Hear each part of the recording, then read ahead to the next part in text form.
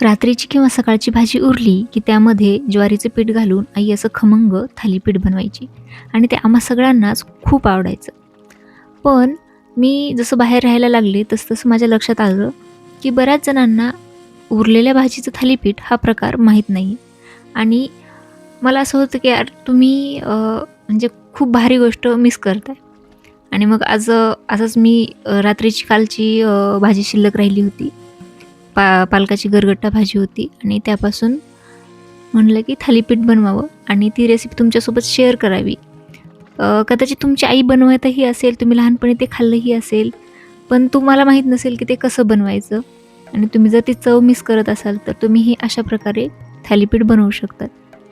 तर इथे मी काय केलं आहे, तर काही नाही, आपलं साधं ज्वारीचं पीठ घेतलं एक भाकरीच्या आकाराचं आणि त्यामध्ये शिल्लक राहिलेली भाजी, त्यामध्ये लसूण ठेचून घालायचा थोडासा, कोथिंबीर, कांदा बारीक कापून आणि त्यामध्ये थोडे जिरे, बस हळद आणि थोडं मीठ, चवीनुसार तिखट, इतकंच साहित्य घालून ते आपलं छान मऊसर असं त्याचं पीठ, पाणी जसं लागेल तसं पाणी घालत त्याचं पीठ छान मळून घ्यायचं.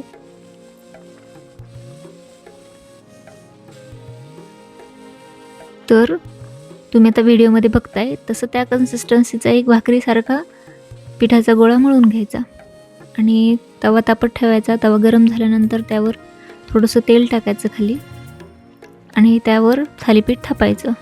तर हे थालीपीठ असंच थापतात. तुम्ही जर खाली कपड्यावर करून वर टाकत असाल तर त्याला धपाटं म्हणतात आणि थालीपीठ हे असंच थापतात.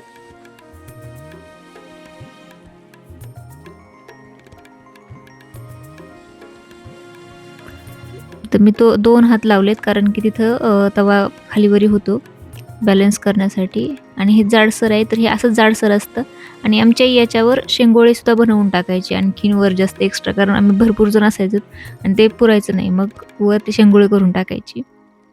मी आज फक्त हे थालीपीठ केले.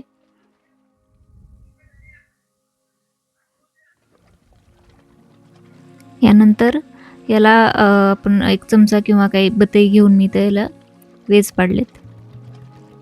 म्हणजे ते खालून त्याची वाफ येऊन वरचं ते आहे ते शिजून जातं आणि हे केलेल्या वेजामध्ये नंतर अगोदर तेलाची धार सोडायची. प्रत्येक याच्यामध्ये 1-1 चमच्याने तेल सोडायचं आणि त्यानंतर वरून त्यात आणखीन पाणी पण सोडतात.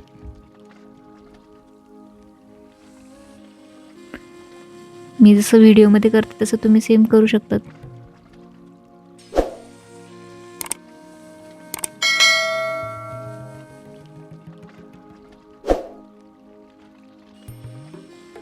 तर अगोदर सगळ्या वेजामध्ये साईडनी तेल सोडून नंतर मी त्यामध्ये थोडं पाणी सोडले आणि हे आता झाकून ठेवायचं आणि 10 मिनिटं खूप बारीक गॅसवर हे आपल्याला ठेवायचे आणि 10 मिनिटानंतर ताट काढायचं. तोपर्यंत तुम्हाला त्याकडे बघायचीही गरज नाही आणि आता तुम्ही बघू शकता ते एकदम छान वाफाळून शिजून झाले.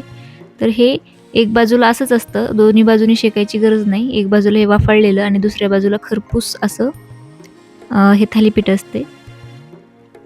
तर हे दोन्ही बाजूनी शेकायची गरज नाही, पण तुम्हाला दाखवण्यासाठी मी हे पलटवते. तर बघू शकता, ही रेसिपी तुम्ही नक्की ट्राय करा आणि ही तुम्हाला खरंच आवडेल. तर थँक्यू. व्हिडिओ आवडला असेल तर लाईक, शेअर आणि सबस्क्राईब करा. धन्यवाद.